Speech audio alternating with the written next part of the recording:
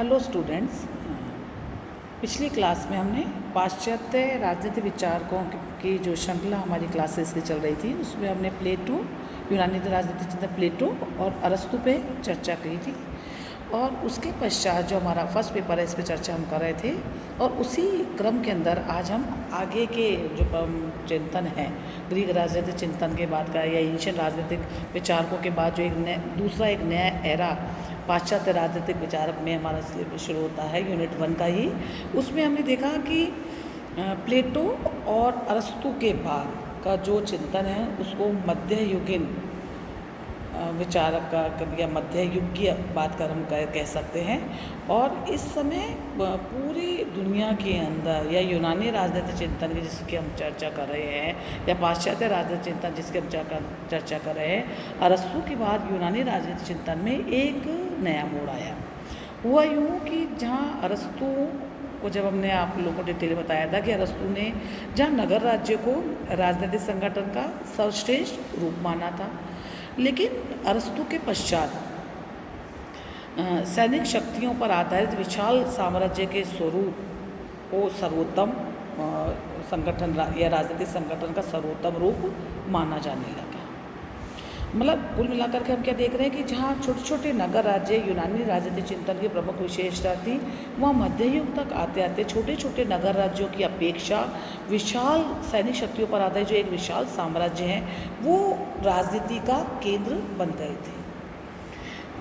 प्लेटो और अरस्तु के बाद जो भी विचारक हैं वो उसके राज्य के आदर्श स्वरूप का खंडन करने लगे। और कुछ ने तो यहाँ तक भी कहा कि यदि व्यक्ति को श्रेष्ठ जीवन बनाना है और जीवन में उसको आनंद की प्राप्ति करनी है तो उसे अपना जीवन राज्य से कहीं बाहर बिताना होगा। और यदि ऐसा संभव नहीं हो पा रहा है कि वो राज्य के बाहर जा सके तो उससे राज्य से अपना संबंध विच्छेद कर लेना चाहिए। तो हम ये देखते हैं कि यूनानी राजनीतिक विचारधारा से उलट राज्य से पलायन या राज्य की अवहेलना करने की जो विचार विकसित हुआ है उनमें एक नई प्रकार की उनको हम नई प्रकार की विचारधारा या अलग प्रकार की विचारधारा एपिक्यूरियंस और स्टोइक्स के नाम से जान सकते हैं, जो दोनों जो बिल्कुल व्यक्ति के या बुद्धिमान व्यक्ति के सर्वश्रेष्ठता में बहुत ज़्यादा विश्वास रखते हैं और राज्यों को वो एक पीछे धकेल देते हैं। उनका ये मानना है कि जो मनुष्य का सद्गुण है वो राज्य में सुरक्षित नहीं रह सकता है। यहाँ हम ये देखते हैं कि रोम यूनान की तरह ही जैसे यूनान ने प्लेटो और अरस्तु जैसे विचारकों को जन्म दिया, तो हम देखते हैं कि रोम जो कि मध्ययुगीन राजनीतिक विचारधारा का केंद्र रहा, उसने किसी भी प्रकार के कोई किसी विशेष विचारकों को या किसी नवीन राजदर्शन को जन्म नहीं दिया।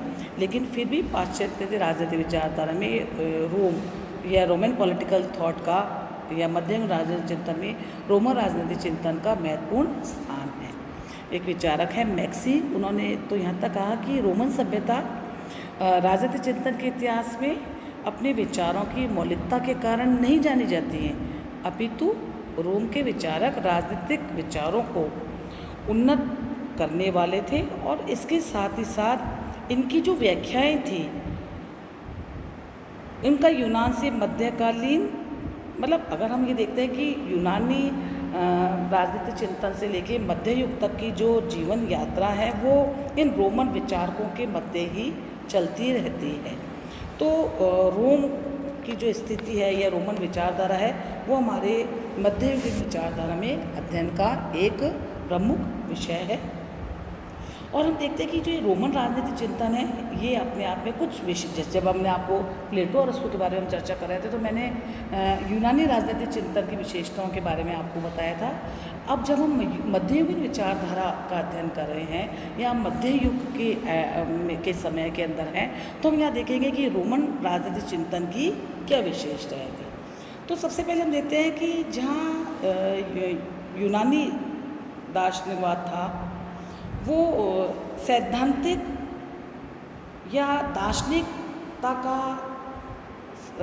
संतुलन लिए हुए था, वहीं रोमन चिंतन यथार्थवादी था। रोमन जो भी विचारक थे उन्होंने राजनीति सिद्धांतों में की अपेक्षा उसके व्यवहारिक पक्ष के बारे में, यानी कि हम कह सकते हैं कि राजनीतिक संस्थाएं, कानून, प्रशासन आदि विषयों के बारे में अपने विचार प्रकट किए हैं। जैसे एक विचारक है जॉन बाउले, उन्होंने भी बताया कि रोमन मस्तिष्क जो था ना वो दार्शनिक नहीं था, अपितु रोमन मस्तिष्क व्यवहारिक, सैनिकवादी और विधानवादी था।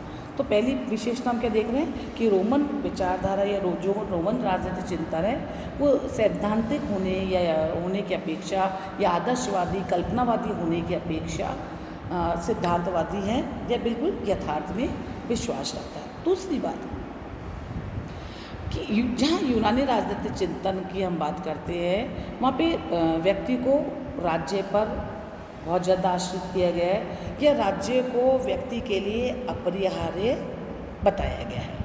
लेकिन रोमन राजनीतिक चिंतन में व्यक्ति को राज्य के व्यक्तित्व के बड़े विशाल व्यक्तित्व से मुक्त करके उसके स्वतंत्र व्यक्तित्व को मान्यता दी गई है। रोमन निवासी को ये बिल्कुल कभी अच्छा नहीं लगता था कि राज्य को व्यक्ति का विशालतर स्वरूप मानकर राज्य में ही उसे व्यक्ति को विलीन कर दिया जाए। यहाँ उन्हें स्टोइक और एपिक्यूरियंस की जो विचारधारा उनको ज़्यादा ठीक लगती थी रोमन विचारकों को कि व्यक्ति राज्य से पृथक रहकर भी अपनी पूर्णता को प्राप्त कर सकता है। तो ये हो गई रोमन राजनीतिक चिंतन की दूसरी विशेषता। तीसरी बात, जहाँ यूनानी राजनीतिक चिंतन राज्य की नैतिकता में या राज्य को एक नैतिक इकाई मानता था, वहाँ रोमन राजनीतिक चिंतन में राज्य को कोई नैतिक इकाई नहीं माना गया है। यहाँ तक कि अगर जो एक रोमन विचारक हैं जो बड़े यथार्थवादी विचारक माने जाते हैं, सिसरो जो प्रख्यात विचारक है रोमन समाज के, कि उन्होंने कहा कि राज्य को एक ऐसी संस्था बताया है जिसका निर्माण लोगों की सहमति से हुआ है, जो राज्य की प्रभावशीलता के संपूर्ण जनता के समर्थन को आवश्यक माना कह रहे हैं। लेकिन वो ये कह रहे हैं कि राज्य एक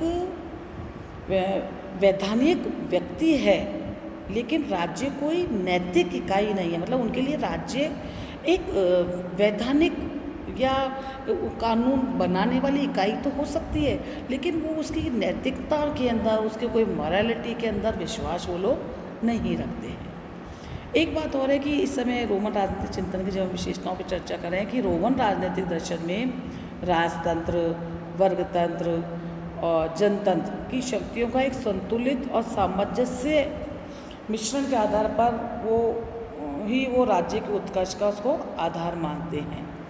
और जबकि और एक विशेषता रोमन राजनीतिक दर्शन की एक बहुत बड़ी हमारे सामने आती है कि इस समय प्रभु सत्ता या सॉवरेनिटी का जो थॉट है उसका विकास हुआ है, जिसको उन्होंने इम्पीरियम नाम दिया। इसके दो फायदे हुए हैं। सबसे पहला फ़ायदा क्या हुआ कि यूनानी समाज में या यूनानी राजनीतिक विचारकों ने जिस एक स्वेच्छाचारी निरपेक्ष शक्ति को स्थान दिया था, उसके विपरीत रोमन राजनीतिक दर्शन में इसको देखते हैं कि निरपेक्ष रूप से स्वेच्छाचारी शक्ति के रूप में लिया और इसको वो लोकमत के द्वारा समर्थित राजसत्ता से भी ले सकते हैं। और हम मध्य युग में देखते हैं कि अपनी निरपेक्ष सत्ता का स्रोत रोमन इम्पीरियम में तो आधुनिक युग में तो लोकमत की संप्रभुता के दर्शन हम उसमें दिखाई देते हैं। रोमन राजनीति की एक बहुत और विशेषता हमारे सामने आती है, एक संवैधानिक तर्कवाद के रूप में आते हैं, जहाँ हम देखते हैं कि यूनानी राजनीतिक चिंतन में शुरू से लेकर आखिर तक हम देखते हैं आदर्श पर या आइडियलिज्म पर, आदर्शवाद पर बहुत ज़्यादा आग्रह रहा। वहीं हम देखते हैं कि रोमन राजनीतिक चिंतन में कानून की व्यवहारिकता और यथार्थवादिता पर बहुत ज़्यादा ध्यान दिया गया। जहाँ यूनानी विचारकों ने कानूनों के स्रोत का अध्ययन किया, कानूनों का नहीं किया, जबकि जब हम देखते हैं कि रोमन विचारक जो है या रोमन विचारधारा है वो कानून की तार्किक व्याख्या और कानून की व्यवहारिकता पर बहुत ज़्यादा जोर देती है। तो इसमें हम ये देखते हैं कि जो रोमन विचारधारा है वो यूनानी विचारधारा से काफ़ी डिफरेंट है।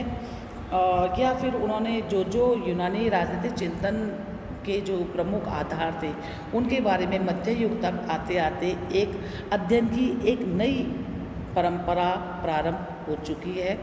हाँ, आप लोगों के सिलेबस के अंदर मध्य युग के विचारक सेंट ऑगस्टाइन, जिनका समय हम कालखंड 354 ईसा पूर्व से 430 ईसा पूर्व तक मानते हैं, उनके बारे में आप बताया गया है। और कल की कक्षा में हम ईसाई धर्म के अबुद्ध है और सेंट ऑगस्टाइन के बारे में कल चर्चा करेंगे। धन्यवाद।